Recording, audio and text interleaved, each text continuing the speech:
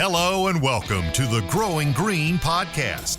Your host, Jeremiah Jennings, is the owner of Growing Green Landscapes in Birmingham, Alabama, and has a passion for growing the entrepreneurship community for those who are young in business. Being a business owner isn't easy, especially in the early years, and that's why in this show we dive into a wide range of topics covering all the challenges small business owners deal with. Even if your company is generating $1 million or more, the stories from our great guest and Jeremiah's own firsthand experiences will propel your business forward. And now, here's your host, Jeremiah Jennings. What's going on, everybody? Thanks for tuning in to another episode today here on the Growing Green podcast, and this is going to be a really fun guest interview for you. I hope you've enjoyed the last couple shows that we've had coming out. Marriage Monday on Monday was fantastic. I think it was one of the best ones that we've done, and so we're living and learning and growing along the way. Like if y'all tune into that show, you realize like we are not perfect. We're just learning and trying to bring a little bit of value in things that we go through. But I think it was really a value-packed episode. Go check that one out. That is it's a fun show that me and Savannah get to do. It really is an honor just getting to talk and try to give some real life advice and things that we're going through and hopefully relate with someone out there. But we've had some great episodes recently, and today we have another great guest interview. This is actually one that I've been looking forward to. I actually had it on the wrong day. I had it scheduled for later in the week, and Craig texted me and was like, "Hey, you ready to good to go?" And I was like, "Well, I guess. I mean, I'm sitting at home, so I didn't have anything to do." Well, I'm excited for this one, man. Craig, how you doing tonight, buddy? Craig Scheller with Scheller Outdoor Living. I'm doing good. Thank you for having me on again. Oh man, I'm excited. This is a good one. Our show we did. Time is flying, but I guess in this case it's slow. Like it feels like it's been a year since we've talked, but it was only back in the fall. And I mean, I guess I've had a kid since then. Like life is just crazy. Like you have kids, it's just everything goes crazy. That'll completely mess you up. Yeah. So like my timing is just like off. But it's been crazy. Yeah. It's been a good fall and a good winter. But man, you were saying y'all stayed busy pretty much through the winter. You've had a mild winter. So just catch us up, man. Tell us about Scheller Outdoor Living. We got a lot to get into. You got a new podcast coming that's rocking and rolling. So I want to get into that as well. But tell us about just what's going on, man. How business is going. I know you've upgraded some equipment recently. So just kind of give everybody the rundown. Okay. We usually try to book a project in the winter, and it just kind of last winter, like a year ago, we did a project and it was north facing, and in Kansas City you can have a really kind of mild winter, you can have a cold winter, you can have some snow, you can have a lot of snow, so it just kind of depends. So the one we did a year ago, it was terrible. It never thawed out. We had snow on it. It was just really hard to be productive. So I was really hesitant to book a project for winter, but once we got into the kind of late fall, early winter, around Christmas time, it was like, man, it was not really getting. We had a really cold spell around Christmas, but other than that, we haven't even really had like frost in the ground, which is not common for Kansas City. So after a couple of weeks, it got really cold, and we had probably a few inches of snow. It's melted really fast, so we were able to get a project going. We actually set a pool. I think it was January 11th, which is unheard of, really. And I was hesitant to do it, but we had 50 degrees that week, and we just got it going. And it's just been a really good project because it's been a lot of equipment work. So we've been doing a lot of backfilling, gravel. We built walls, doing some other things like that. So it's just been a good project for winter. It's worked out well. And so we've been rocking and rolling. We've been working pretty much every week. And it's rained on us some, and we've had some cold weather where we've kind of stopped. But as far as the winter goes in Kansas City, it's been pretty mild, so we've been pretty fortunate. So we did just we upgraded a couple pieces of equipment this winter. Some people do it right at the end of the year. We actually did it the first of the year because honestly, we weren't really looking for a tax break or anything, and had to kind of time it with what was, it being available and just getting having our equipment. We didn't want to sell our equipment and then not have equipment. So, that's good. So it worked out pretty good. And, it timed out really well. And, we sold our equipment to a couple of local guys we, have a lot of respect for, and they're using them now. So, Yeah, I saw Josh had that machine for like 2 days and then broke something on it, like right after he got it. I was like, that's typical Sutton. Yeah, I felt really bad. Yeah, he's back up and going though, and I think he's enjoying having it. And I think there's some projects he has coming up that's going to be great for him, and it's kind of just another level that's going to help him go to a new level. So I was really really happy when he decided to buy that machine from me, because I really think it's going to be a good fit for what they're wanting to do. So. While we're on the talk of equipment, that's just something that everyone likes to hear about and talk about. And you're a big proponent for buying the right equipment, making the investment. I feel like, it's totally like propelled your business forward so far, I think, by doing that.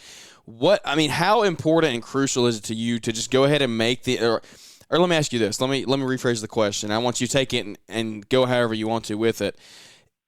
When did you feel like it was like the right time for you to make the big investment in your big excavator? Like, did you start small and work up from there? Did you just start big and say, hey, we'll grow into this excavator? Like, people just don't know. That's what we talked about before we record. Like, people are wondering, when do I buy the piece of equipment that can transform my business? And for you, you've done that multiple times now. So what was that like in the beginning stages, and would you do anything different?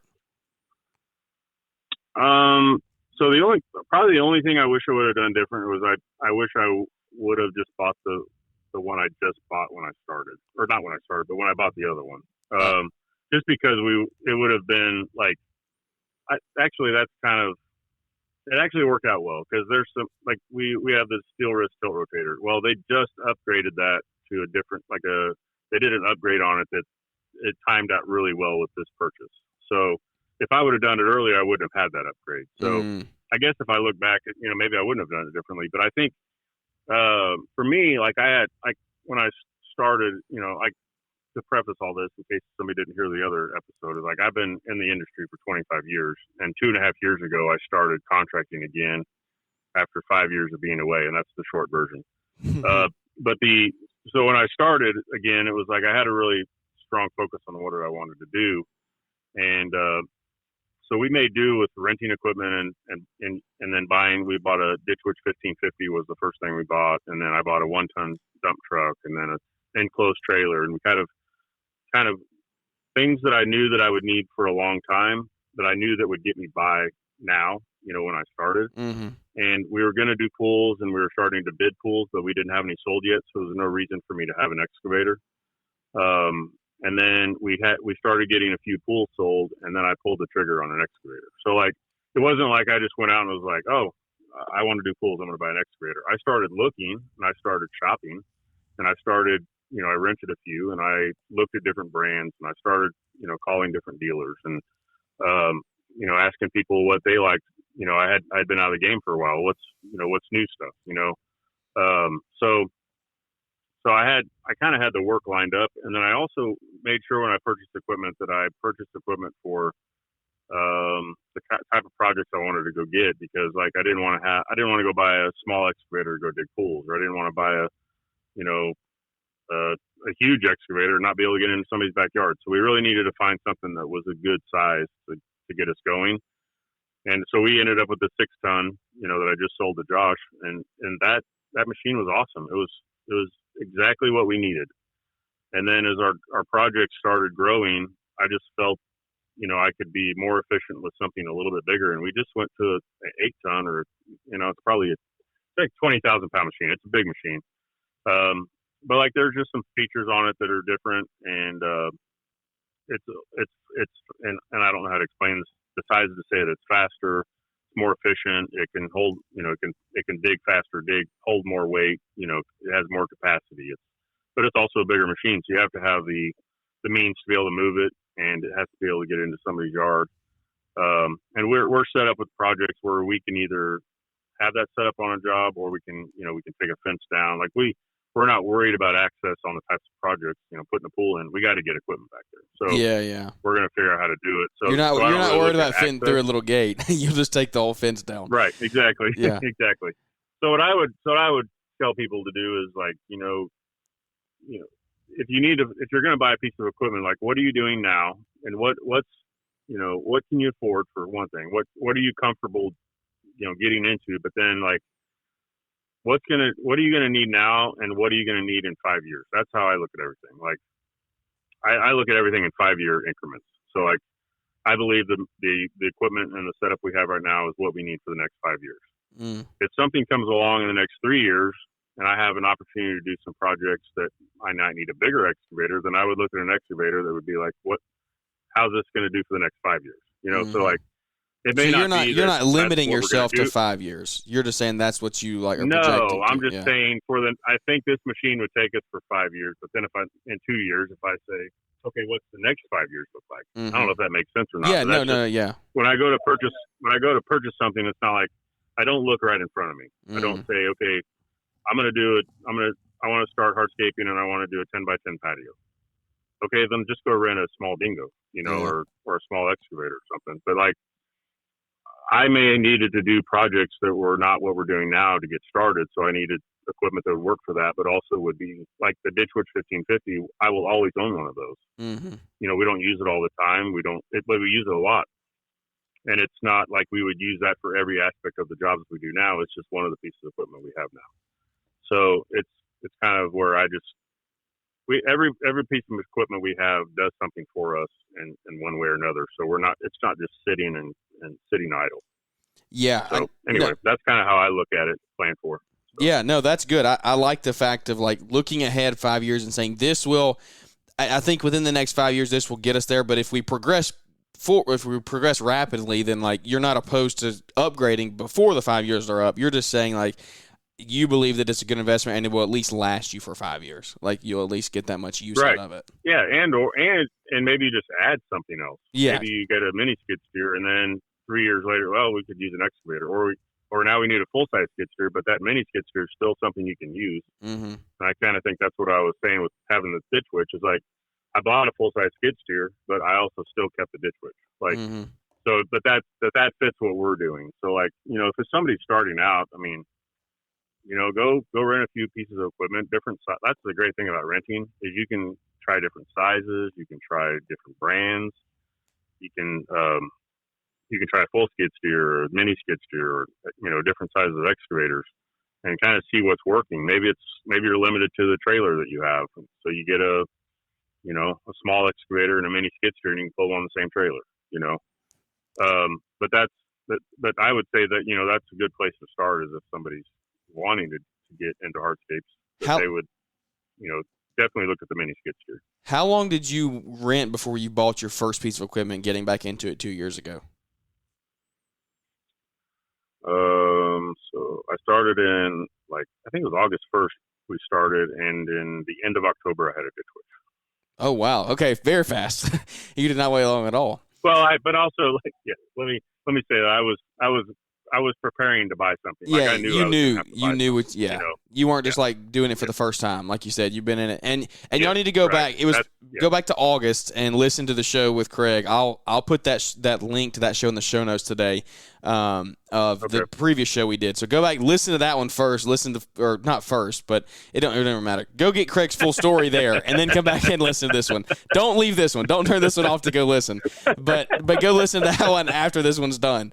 But it really get some context. Yeah, you'll get a lot of context to how Craig is far, because people listen, if they haven't heard that show, they're like, or don't know about who you are, they're like, 2 years, how's this dude got these machines? You booked out to August like that. Yeah, so there's a lot of context in that episode. So we might. I want to. Josh Sutton said, "I'm an overnight success in 25 years."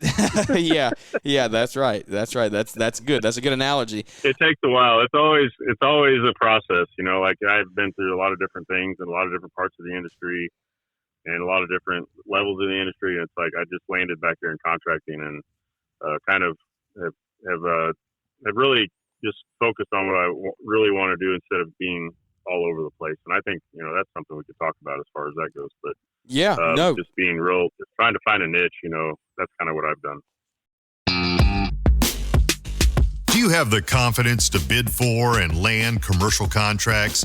Hey friends, it's Marty, and at LaunchpreneurAcademy.com, we want to help you unlock the opportunity to capture more commercial work. Brian has a training program that not only provides you access to the lawn care, landscaping, commercial contract that he uses in his biz, but you're also going to get access to an explainer video where he shows you exactly how to use this contract and help you earn more from area businesses and companies. Now is the time of the year to lock in commercial work, and this contracting strategy will help you do just that. Open up the doors to unlimited possibility with your lawn and landscaping business and approach commercial work with confidence with this extremely affordable commercial contract. Download it today for just $49 at the Lawntrepreneur Academy. A quick link is in the show notes. Yeah, no, I think I want to come back to that in just a minute. While we're still on equipment, though, I want to have this conversation with you. So go back, if you're listening, before we get into this, go listen to episode 314 of the Kid Contractor Podcast, where I sit down with Caleb from a balcony while it's raining in Florida, and we go head-to-head on whether you should buy a mini skid steer or a subcompact tractor to start your to grow into landscaping. And I want to hear your take on this, Craig. I want to hear, because this is a poll that we did, and a lot of people voted mini skid, but then subcompact tractors actually had a pretty decent vote as well. So, and I think you know your answer, but I want to hear you explain it some more. You're talking to the guy who is in my shoes right now, of people that are very similar. They have a lawn maintenance company. That is their bread and butter. They do softscapes. They're looking to get into more basic hardscape jobs, maybe 10 by 10 patios or little 20-foot long, 3-foot tall retaining walls, like something very simple, and then just softscape installs, bed redesigns, sod installs, things like that. So that's who we're talking to when I'm asking this question. What is the piece of equipment that you would say, hey, this can transform your business if you make the jump into this equipment? Is it a mini skid? Is it a 750? The reason I say subcompact tractors is, and I just like them because, like I said, I don't know anything. I'm taking advice from all you guys.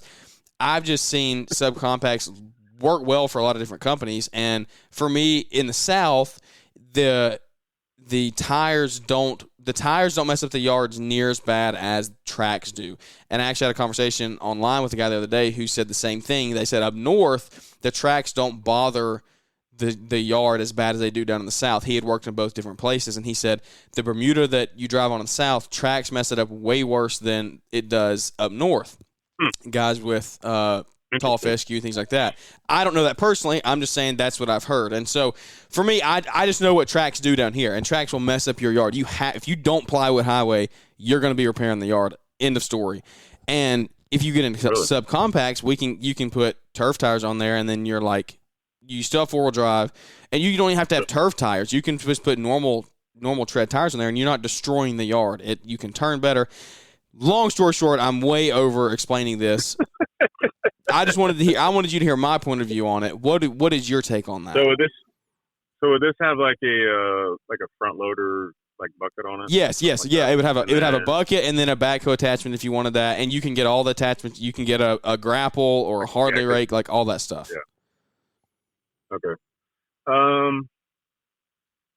And it's not an end all be all. I just want to hear your take on it. Yeah, I guess what I would think is I guess based on what you just said, I would say it'd be based on the area you're in, because I would never tell anybody to go buy a small tractor. Mm-hmm. It would either be a mini skid steer, and it would be get the size that kind of works for what I would say minimum, if you could get it like a 1,000. So we have a 1550. I would say a 1,000 would be a good starter, because you could pick up half pallets, and you can move a good amount of dirt. It has a little bit more lifting capacity. As far as here, if you drove one of those off on, we're working in crazy mud, crazy, and all of our machines are tracks. We wouldn't be able to work if we didn't have tracks. So you're saying in the mud it would make that bigger difference? Yeah. We never get stuck. I mean, it gums up the tracks and gets messy and stuff, but if we had even a tired skid steer, a wheel skid steer, something like that, we would sink. Our dump truck driver sent us a picture last week. There was a guy off in a field, and his wheeled skid steer was buried. Oh yeah. Stuck. Yeah. So, wheeled skid steers for sure. Yeah. And where we live, a track machine is the only way to go. But I mean, if you're getting in and out of yards and you had turf tires on something like that, I don't know. Yeah. that it So would be, now that you say you can that, always put a brush hog on it or that kind of stuff, Yeah, that's another thing. I'm like, the attachments for it are pretty nice, and I think that is actually something that I haven't really thought about. That's a good way to explain it. Is like, it really just all depends on what if you're doing like new like sod, like if you're playing in the mud, then yeah, a track machine makes sense. But if you're doing like what I'm talking about, softscape installs, things like that, like you're on yards that you're not trying to tear up, you're not putting in new yards, then like that's why I think that's my argument for subcompacts is like you still got your bucket, you can still put a little backhoe on the back of it, and like I don't know, I think it just varies on what business model you're running. Yeah, the other thing is like the mini skids are just a lot more maneuverable. They're probably going to be easier to turn around and get into small spaces and things like that. But so yeah, I hadn't really heard that argument before. So it's kind of interesting. yeah, go listen to that show. It's pretty entertaining. But okay, because Caleb, right. I might have to. It wasn't even an argument. It was just Caleb was telling me he was of the opinion of like, no, you should always get a mini skid just 100% of the time, and so that's why. And that's like I was down in Arizona teaching how to install porcelain and pavers down there, and it's a completely different climate down there. Like you can't just look at what's in your area or what's like in a region. Like there's different parts of the United States and different pieces of equipment and different types of installation methods and different types of pavers, and there's all kinds of differences all over the country that So I would just say whatever's going to work best for what the type of work you want to do. If it's more construction type work and if the grass doesn't matter, then I would say get a track mini skid steer. Or if you're trying to get in and out without not making a mess, maybe you want to put turf tires on a tractor like that and get in and out. So that's good. That's kind of to each his own. Yeah, try it out. Go rent them. That's what I'd say. Yeah, that's good. That's good advice right there. Is if you're up in the air and you don't know, then just go rent them and try them on different yards. I don't know. Yep. That's good. Yeah, that's good advice. So, back to your point, what you said just a second ago, you just glazed over, but I think it's crazy. Is it not crazy the more you travel and see other parts of the country, how insane, like just different, like you're saying, different install methods are, different climates are? It's just crazy. Like not that far away, your climate can be so different. Yep. Yeah, and soils are different. The way, like Arizona, they get 4 to 5. I think they said 4 to 6 inches a year. I was in Phoenix, and it all happens like in a month. Yep. Like basically their winter is their rainy time, and that's when they store their water basically. But it's a lot of rain, and then all of a sudden it's dry. And their soils respond to that differently. And, what kind of soil do they have out there? Well, I mean, I was just thinking, sand, like it's the desert. Yeah. But they actually have some clays, and they have different types of. They have farm fields, and they have, there's all kinds of different things. Yeah. They have mountains, there's all kinds of, and the mountains have different climates even in Arizona, so like it could be 70 degrees, down in Phoenix, and then it's snowing up in the mountains, 2 hours away. What do y'all have near you, mostly? We mostly have clay. We do have some black dirt, but it's usually on the black dirt is usually on the surface or in, old farm fields or things like that. But, so yeah, it's challenging sometimes. Yeah. It doesn't dry fast, and it's gummy. Oh, it's gummy. It's just, especially this time of year. Yeah. This time of year, it's a mess. We have the same thing. I literally live in the city called Clay, Alabama. Like it is just all clay. It's all clay and rock. You'll get a good 3 to 4 inches of topsoil on top, and then as soon as you break through that, you're done. You're digging in rock and everything. Well, we live in Clay County. There you go. Well, I'm glad I have someone to relate to because it is named accordingly. So Sutton is pretty close to you. I saw his story on Instagram a couple of days ago of like all that caved in around the pool. Was that all clay? Yes. Oh my goodness. Yep. That looked that looked absolutely miserable. Imagine shoveling that out. Yeah. Yeah. Especially when you get to the point where you're not even using a shovel anymore. You got the right machines and stuff, and then you're just like, oh, man. Yeah. I don't have any interest in that. No interest at all. So, man, well, tell me about let's hard transition here. Tell me about your podcast. What you got going on with that? You got Backyard Conversations with Craig Scheller on all major platforms. Tell us a little bit about what that is and kind of your inspiration behind it. So I was a little hesitant to get into the podcast arena just because there's so many good ones out there, and but I kind of wrestled with it for about a year, and I asked a few people that have podcasts, and I asked some people that I have some respect for, and I was just like, should I do this? Of course I asked my wife, and I think the challenge was I didn't want to just do something like everybody else is doing, but I mean, a lot of them are, a lot of it can be similar. It's just everybody has a different take and everybody has a different perspective. But I really feel like as somebody that's been in the industry a long time and loves to educate and loves to get back and advocate for the industry, I just felt like I should do something. And so it's still evolving a little bit, but I guess my intention was my opening is like, I want to combine my years of experience with the network I've created, to get back to the industry. So, we've had Weston was synced up. That was my first one because I felt like that was a really good foundational, episode, around business and just knowing your numbers, and, synced up is the software we use. And it's made a big difference in my business.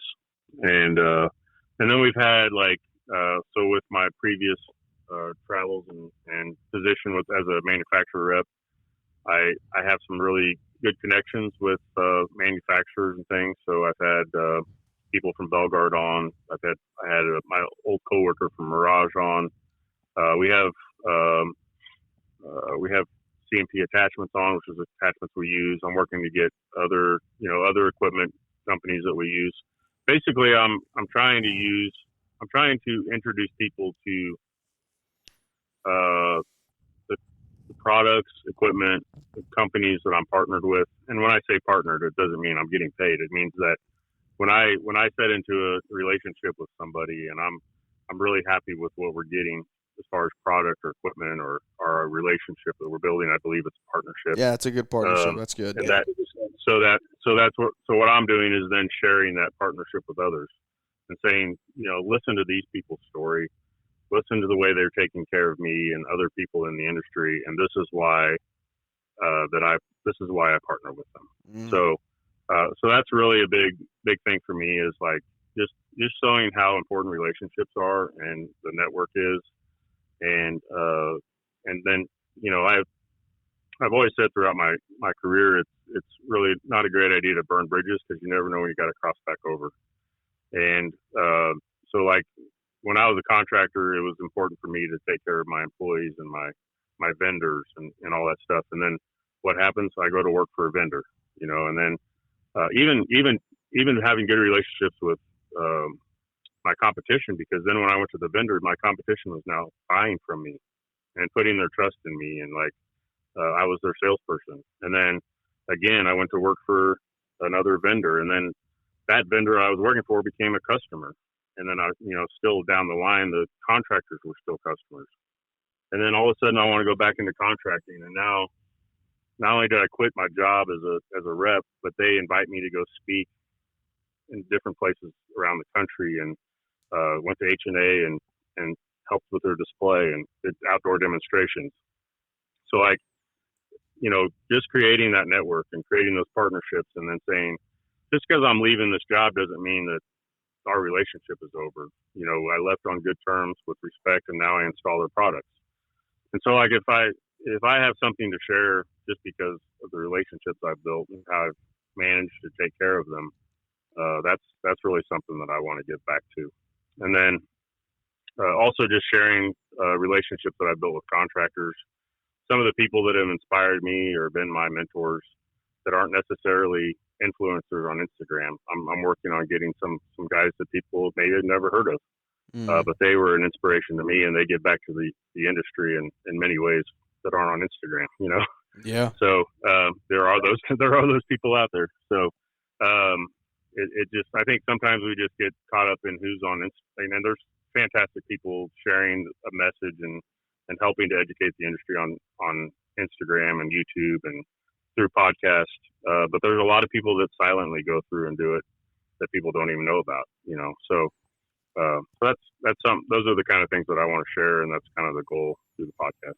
So. No, I love it. I think what you're saying is 100% accurate, and the shows that I've listened to have been exactly that. They're different. It's a different perspective on things, and your travel through your career has created a lot of unique opportunities that a lot of people don't get to have. Like a lot of us that have only been in contracting will say things about vendors, and then you've been a vendor and you're like, well, vendors say things about contractors, and you're like, well, I've been both. And so you just get to really connect both of those. I really think that's a unique thing that you get to bring to the table, and I'm glad you're sharing that, because I think a lot of people can learn from that moving forward, of like, just like you're saying, how to not burn bridges. That's such a big thing. Like, especially like right now, spring rush is here. Like, you're going to be bringing, a lot of guys are bringing in new employees. The schedule's going to go crazy.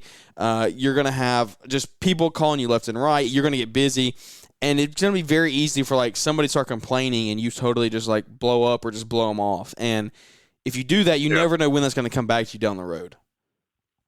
Yeah. And one big thing was like when I became a dealer rep, so I worked for SiteOne. It was actually a company that was purchased by SiteOne. So for a short time, I worked for a nursery hardscape company that I bought my materials from, and then they were purchased by SiteOne. But in that short time that I was like, as soon as I started, I'd get these phone calls from the contractors, and they'd be like, "Hey, I need to pick up 10 pallets of pavers tomorrow, or I need it delivered tomorrow." And you're like, "We don't even have that in stock." And I'm thinking in my head, I'm like, "Oh my gosh, this was me." Like I would know I had a job for 2 months, and I'd call like it was like a emergency, and I'd be like, "Hey, I need these pavers tomorrow," and you don't have them in stock, why not? And then instead of just getting mad at everybody and blowing up, I would just meet with these contractors and be like, "Hey, how far out are you booked?" And I don't even say like, "Hey, don't you have your orders ahead of time? Like, can't you just send me your orders?" Like I try to make it their idea. I was like, how booked out are you? Oh, 3 months. I was like, when do you make your paver selections? Like, this is seriously how I did it. And they were like, oh, usually you're pretty much right after we sell the job. I'm like, okay, so like even with delays and stuff, you would probably know, at least a month ahead of time, when you needed something or what you needed. And they're like, yeah. I was like, well, could you do me a favor and just email me those projects? Just make the order, 3 or 4 weeks ahead of time. Yeah. Yeah. And we'll go ahead and get them in. You don't have to pay for them. We'll have them stocked. We'll put them in a will call or something like that. And then you say when you need them delivered, give us a couple of days. And then they started doing that. And like, they would email me 3 or 4 jobs a week that were coming up in the next few weeks. And I had a meeting with the owner of a company once. He's like, man, the service lately has been fantastic. And I was like, he's like, man, you're doing great. I said, you did that. You just sent me the stuff ahead of time. You gave me the time I needed to prepare. Yeah. And like, that made a huge difference. And then it made me realize like, now, like I almost over prepare because our jobs are so far out. I'll send in plant orders for 6 months from now. They're like, yeah, we don't want to hold on to these for 6 months. We'd rather turn some inventory, So I'm finding the balance of like, they need 2 months or a month, but I don't want to be that guy that's like, hey, I need an order today. Like that's, I mean, I know it's busy, and especially in the spring, you just get wrapped up in what's right in front of you. And if you can just sit down and take, maybe a rain day or maybe, something like that, and just kind of plan out your, what you got coming up, that helps the vendors out and makes for a whole lot better relationship and a lot less stress on yourself. Yeah, you just gave some amazing advice without even trying to. Let me ask you, though, is there anything else that you would say to us contractors that are going into the spring rush? Like, it's the spring rush for us, but it's also the spring rush for every vendor out, every nursery, every supplier that you're going to be going to. It's the spring rush for them too. So you got to think about it that way. Yep. Is there advice from your vendor days that you would give to us contractors besides what you just said about make your orders early? Other advice that you can really just build like great relationships with your vendors this season and like build a business long partnership with them? So I would say like, well, there's kind of a balance, and I'm kind of going through this right now of like, you don't want to be a pain customer. Like you don't want to be like the worst customer they have. Yeah. But you want to make them work for your business. Does that make sense? So like, oh really? You don't want to make it too easy for them. Yeah, I don't know if that makes sense. Like, no, that does. Like That's very interesting. Yeah. Because like we have we have probably 12 dealers that sell pavers in Kansas City, and 4 different manufacturers. Like, there's plenty of places you can go buy stuff. But if one is local or one makes sense or one has more things or whatever, it's like you kind of want to buy there, but then you want them to earn it a little bit too. So, but I would say like I know that a lot of dealers are getting pricing out right now. So like I'm calling and asking for pricing. They're like, oh, we almost have it. We're waiting for the manufacturer. We're waiting for this to come in. We didn't, So a lot of the pricing is just coming in.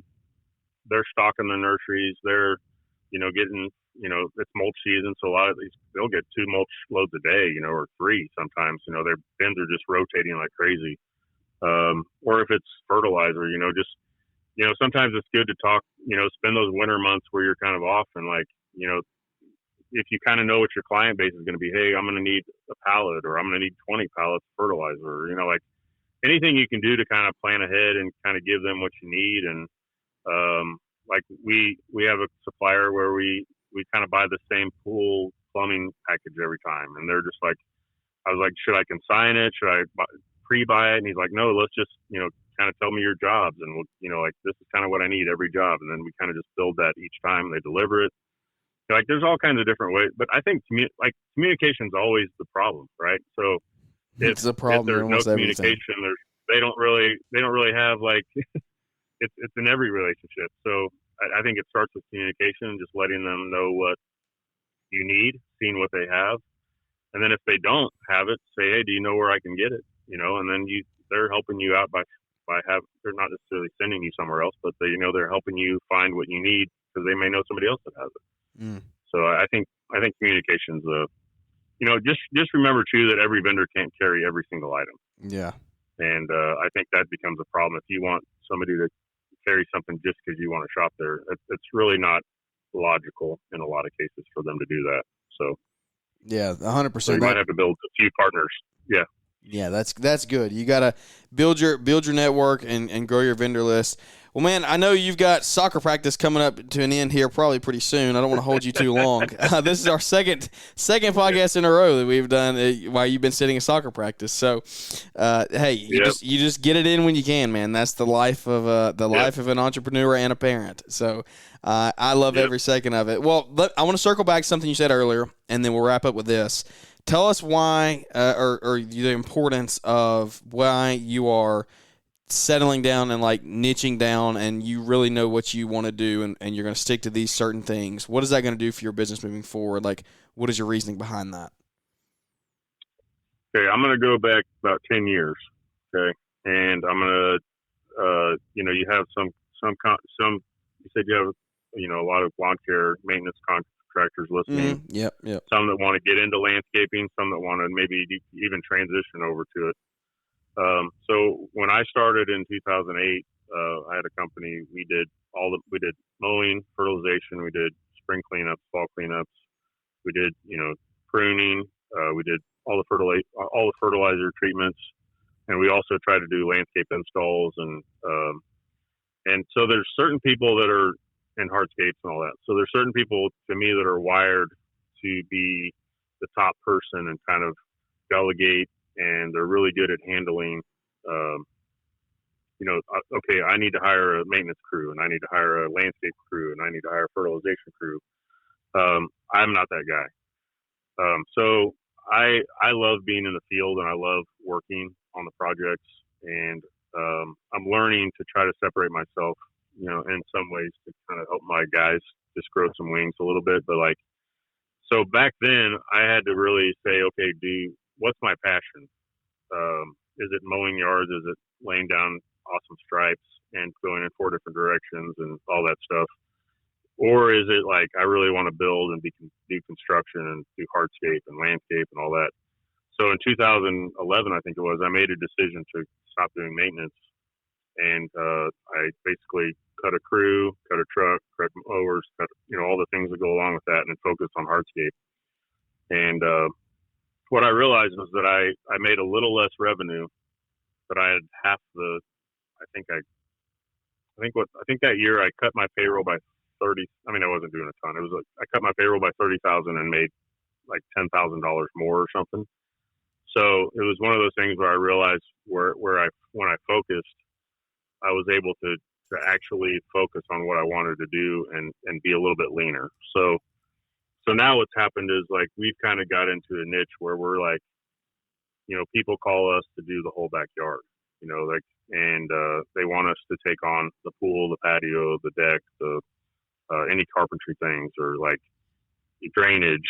We do the fence. Like there's a lot of things that are involved in doing a pool. So we have to make sure our permit gets closed, which means, the fence has to be done. Electrical has to be done.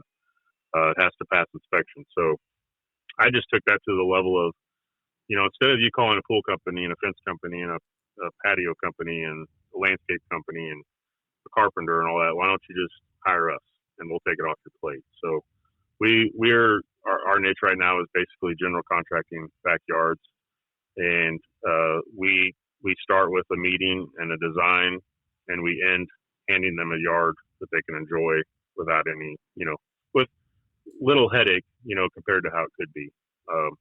And that seems to be working out really well for us. And we're kind of enjoying it because we get to stay and we get to really see the transformation and see the process. The one we're working on right now is crazy. It's going to be really simple compared to some of the projects that we've done. As far as when we're done, it's going to be really clean and nice and modern and just a lot less stuff. But what it's taken to get there with like building up the gravel, and it's like we're doing a YouTube series on it just because it's interesting. So like if they want to check that out, they can. But Yeah. It's just a lot that's gone into the project just to get to where we can actually start building the patio. So it's kind of interesting. So there's a lot of things. I love that kind of stuff where it just pushes me and makes me, think and really, and it's good for our equipment. Our equipment's good for what we do. And so that's kind of what we're trying to pair the projects with what we're good at, what our equipment does, and that kind of stuff. So. Man, that's I don't know awesome. if that makes sense or not.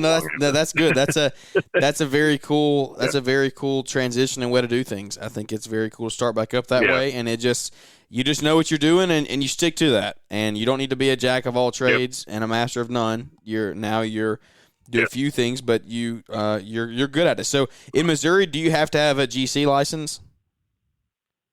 So in certain parts, it's interesting because we're right on the Missouri and Kansas line, and we're on the Missouri side.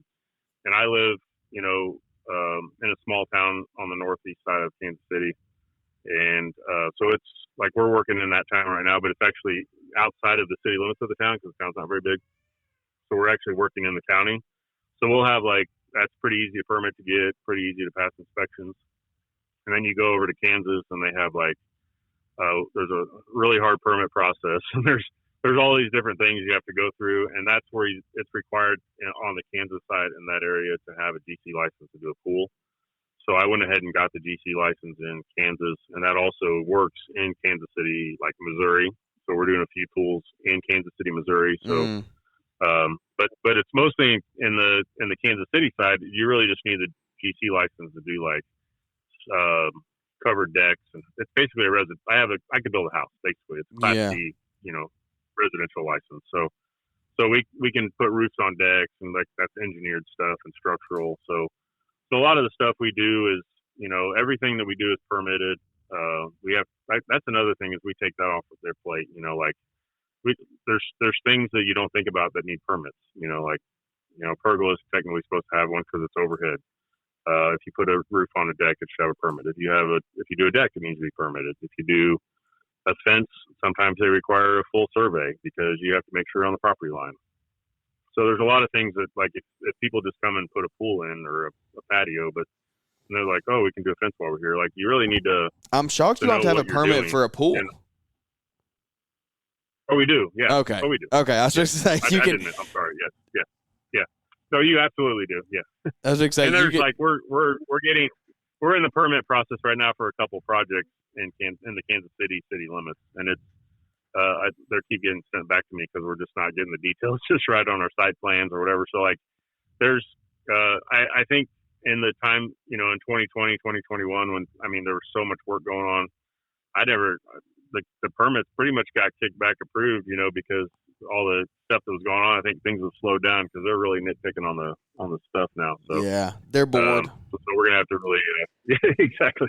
We're gonna have to really, make sure we have all our details in there. So, but that's a lot of, there's a lot of work that goes into the project that's not even the building. We spend hours and days working on to get to a certain size project and then you have to start figuring that time in. Like That's just what we said. You got to charge for that. So paper selections and permitting and any kind of stuff. That's why we general contract. We're basically like if we hire a fence company, we got to put we put a fee on top of that, just like a builder would. So we're taking care of everything, but that doesn't mean we're just like, oh, here's the fence guy, pay him. Everything goes through us, and we charge to manage it, just like a builder would. Mm-hmm. Yeah, no, that's really cool, man. I look up to that a lot, and I think it's a really cool business model, and you've got it going on, man. And I know I love it because you're just a humble dude. You're just out there working and rocking and rolling. But a lot of people look up to you, and you're a light in the industry. So I really appreciate you coming on and spending some time with us today, this evening. And I think a lot of people are going to get a lot of value out of this one. If they do want to check out the podcast, though, and the YouTube series, where can everybody find you and connect with you on social media? Okay. So I've tried to separate it a little bit. So like Scheller Outdoor Living, at Scheller Outdoor Living on everything. So that's Instagram, YouTube, Facebook, whatever.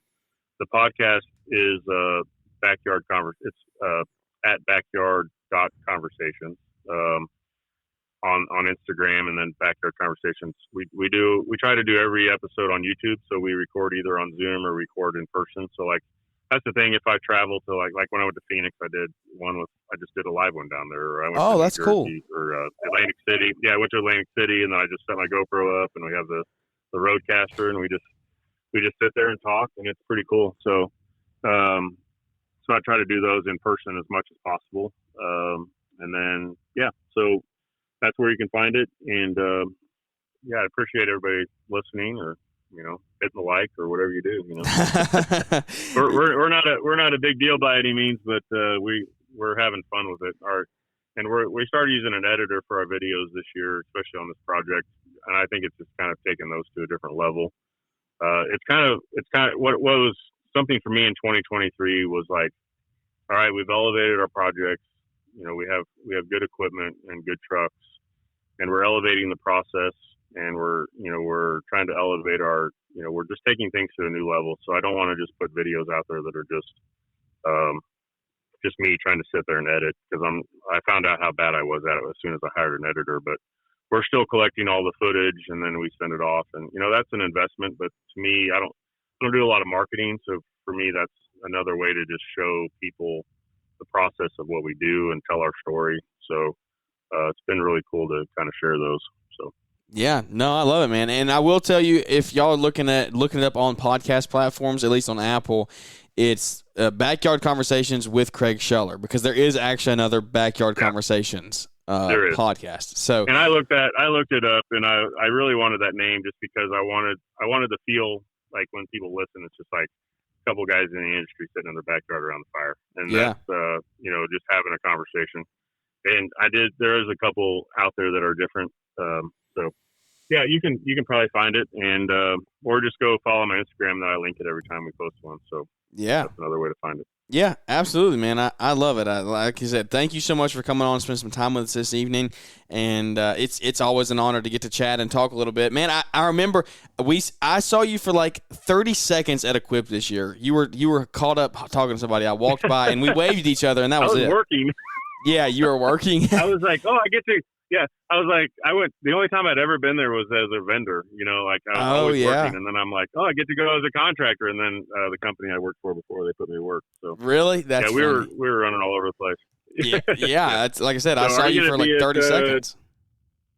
Are you going to be Together in the Trades again this year? Yes, we'll be there. I'm excited for it. It's going to be a good time. Right, Are you going? There. Yeah, that'll be good. Awesome. Yep, we'll be there. Yeah, awesome. That's a great event, guys. It's coming up in July. It's gonna be awesome in Montana. It's definitely an investment into you and your business, but it's a huge investment into your marriage as well. And I would say, it's great. Everyone needs to take the time and invest into that. There's nothing more important to invest into than your family and your marriage and your relationship with the Lord. So I would say take the money, take the time, do that. You'll hear more about Together in Trades coming up probably in the next couple of weeks or months here, because it'll be here before you know it. But tickets are selling out, so you need to get on them if you don't already have them. But, man, thank you so much for coming on. I'll let you get back to it, back to soccer practice. I'm sure you're going to be heading up and rolling out of there pretty soon. When do they wrap up here? Pretty soon? Oh, yeah, in about 15 minutes or so. So, yep.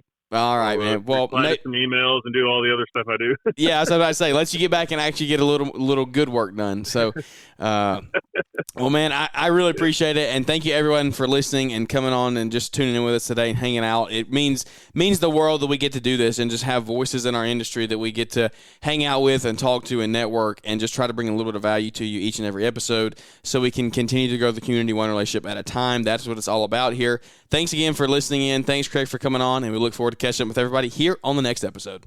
Are you excited about this upcoming season and making it your best year ever? Still not sure where to start with knowing your numbers and running a predictably profitable business? We want to introduce you to a brand new resource called the Know Your Numbers Profitability and Pricing Calculator, available exclusively at the L'Entrepreneur Academy. We're here to help you understand how to recover your overhead, calculate your man-hour rate, price lawns correctly, budget a profitable margin, and so much more. You deserve to have the best information that you can to help you build your business and run it as profitably as possible. Get a handle on knowing your numbers today with the Profitability and Pricing Calculator, exclusively available at l'entrepreneuracademy.com. Thanks for tuning in to the Growing Green podcast. It is an honor to have you listening, and we hope you receive valuable advice to help take your business to the next level. Don't forget to follow the podcast so you'll be notified when our next episode drops.